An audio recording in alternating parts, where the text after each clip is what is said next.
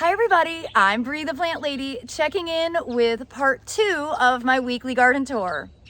I had to start here because I just realized the first lupin is in bloom. It's growing here in this elevated feed tank, and well, it's everything that I was hoping it would be.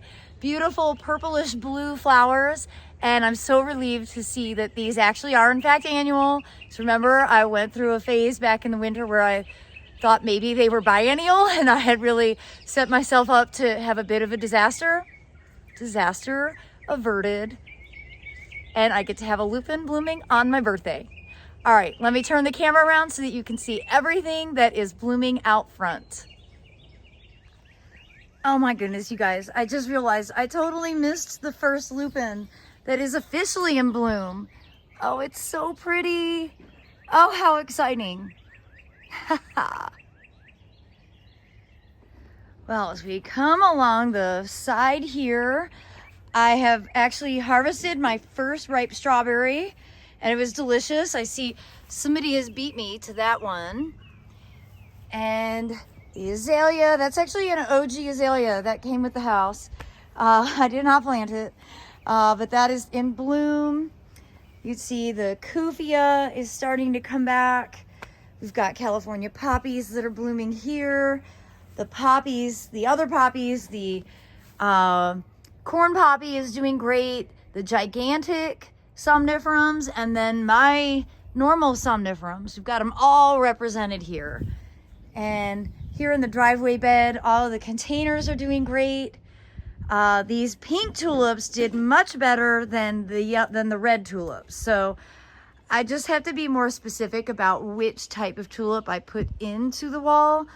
They're not exactly the best because we had quite a few that kind of hit the next level and then broke.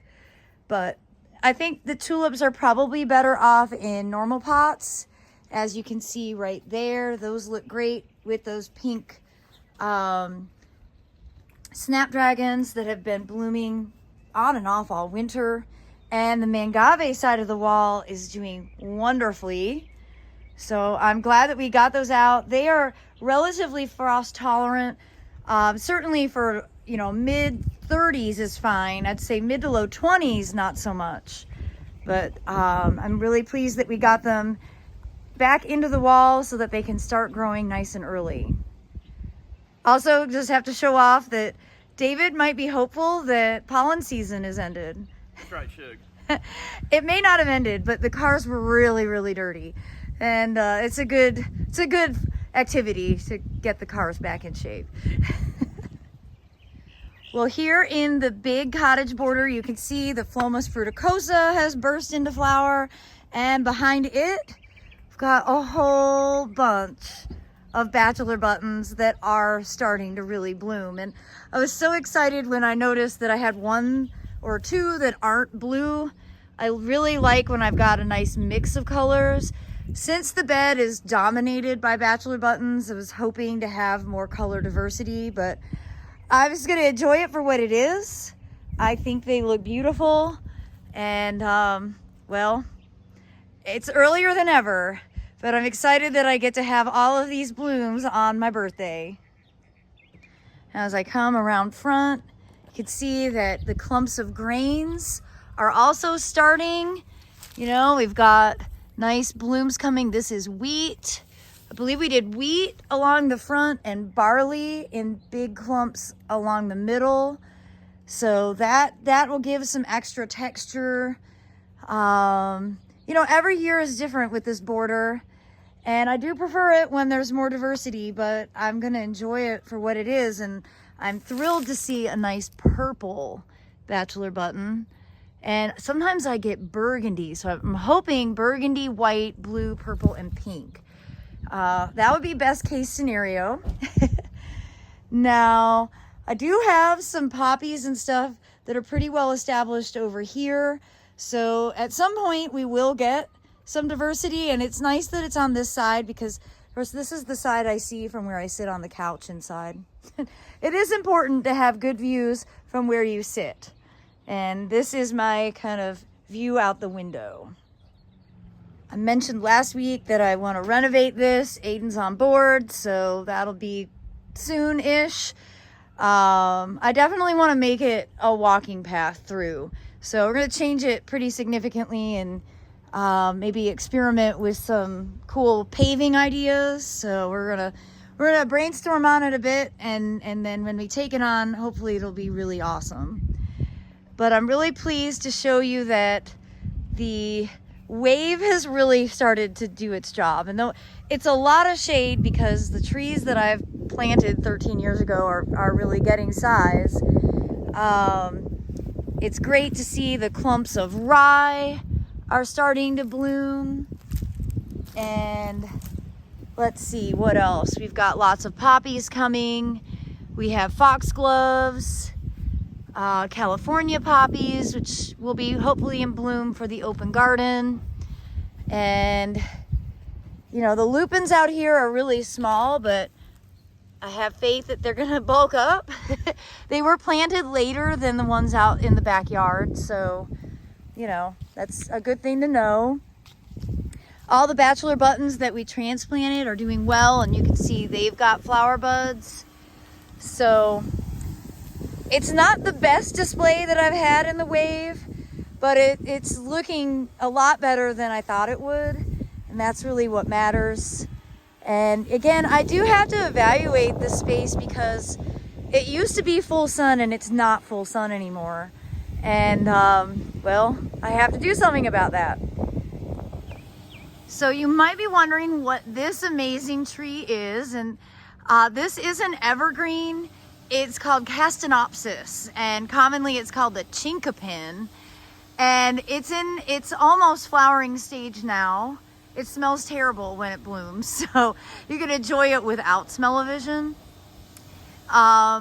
It's an Asian native tree that I used to grow at Camellia Forest, but it does do really well here. Obviously, it's planted in full sun, and getting it established was a little tricky in the early years because we had some really cold temperatures down into single digits.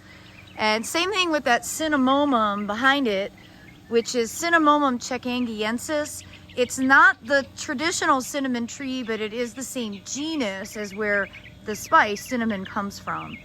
And you know, broadleaf evergreens native to Asia really are my kind of specialty as far as being a plant propagator.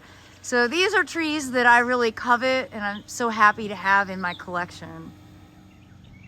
It is viburnum season, and this is a nice dwarf variety called Kanoi, and it's obviously has nice fragrant flowers.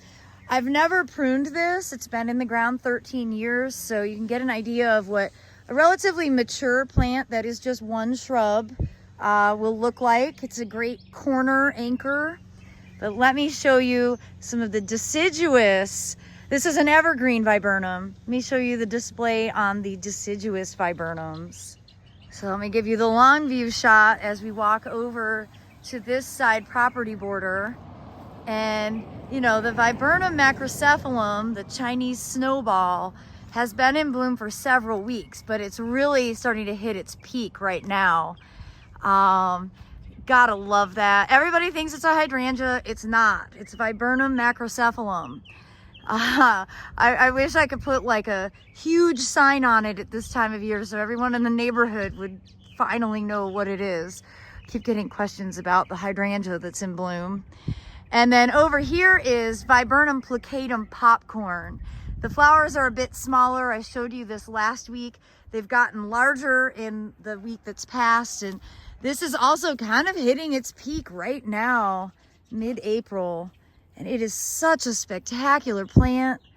Not great for cuts. I do float these every now and again, and I'll be using them in my upcoming birthday party for myself and Tim from the Ralston Arboretum as floating, but they're not great for cuts. They wilt really fast. And I want to make my way over into the native borders, and we're going to refill the bug box. I'm not going to put pine cones in it anymore. They get wet and they shrink and then they expand and it causes all kind of trouble. We're going to do it all poppies for the next round. And I'll hopefully have that done for the next weekly garden tour. You see the pots that we did during the seed sowing classes are doing really well. These grains are really jumping fast. And well, you can get another view of that viburnum macrocephalum from this side, which is just spectacular. And I'm pleased that the native border here is really starting to jump. You can see it's probably going to be mostly pycnanthemum. That's Pycnanthemum muticum. It's a very capable plant. But we've got white and pink muhly grass and lots of other native perennials that are growing. I'm glad to see everything is sort of coming back to life. And well, I'm pretty pleased with actually how these native borders are looking. 2 weeks ago, I was like, oh my gosh, what a disaster. But now that everything is breaking dormancy, it looks less bad. We did do some burning here, so that's why those look a little worse for wear. But the ones that we burned earlier in the season have grown out great. They're lush and green. I think burning the Carex is definitely a good decision. We did burn down and cut down the rest of the muhly grasses just to make everything look a bit neater and tidier. And we've got, you know, the Father Gilla in full bloom, which I'll go over and give you a closer look. See giant Papaver somniferums that self-sowed in the border from last year. So overall, I'm really pleased. I love these little white narcissus. I got those from Brett and Becky. And here is Father Gilla in full flower. Now this border, which doesn't have the Carex, it has a kind of a perennial ground plane coverage, is doing really well. And not a lot of space left. I don't think there's room for me to plant anything else. But I am pleased to see like the crimson clover is starting to actually bloom, which is great. You know, all self-sown poppies from last year. We've got some big kales that are also self-sown, and mustard coming in. We've got some corn poppies. Of course, all of these things that I'm talking about are annual, so they're gonna bloom, do their thing, and then go. Same thing with the bachelor button. And then by the time those are done, the perennials that are right now just sort of breaking dormancy will really start to be able to grow and fill in all the gaps. And I expect that this year we will have maxed out ground plane. We won't have room for annuals anymore. And that's certainly the goal. But I like the annuals a lot. I really like having these California poppies mixed in. And I have to say right now, that is my absolute favorite view of the two properties. And walking up closer to the house, you can't miss the California poppies. They are just like really doing their thing.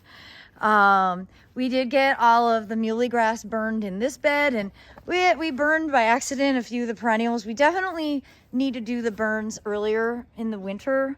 We should have burned all of them back in January. So lesson learned, because some of the plants aren't actually tolerant of fire. Go figure. But that's all right. We had to do it once so that we can learn the lesson. I'm here to show you the good and the bad. And well, yeah, burn while everything is dormant and it'll be a better experience. I am really quite pleased to see how well the Orangium yuccifolium are doing. They really provide the kind of texture that I think is missing from the rest of these borders, that everything is kind of the same texture, strappy, and that Orangium gives a little differentiation. I'm also really pleased to see that the penstemons have done so well. Penstemons can be relatively short-lived here in North Carolina. This is actually one from Proven Winners called Midnight Masquerade, and I really like that nice dark burgundy color. It has white flowers. And the salvias are starting to bloom as well. They don't look as good as they did last year. That's kind of what happens with Salvia greggii. They get an odd shape and look less full. But that's all right. I plan to actually cut them back hard, and then they'll reflush this summer, and maybe they'll look a little less awkward. Well, as you can see behind me, there's no greenhouse update, and I'm not gonna lie, I'm definitely disappointed. We're a little over a month behind the anticipated schedule, and well, I'm just gonna have faith that they are gonna come and it is gonna get installed, and well, maybe it'll be really exciting that I'll have that to give you as an update during next week's weekly garden tour. Well, as always, I appreciate you tuning in, and I'm wishing you all the best. Happy gardening, everybody.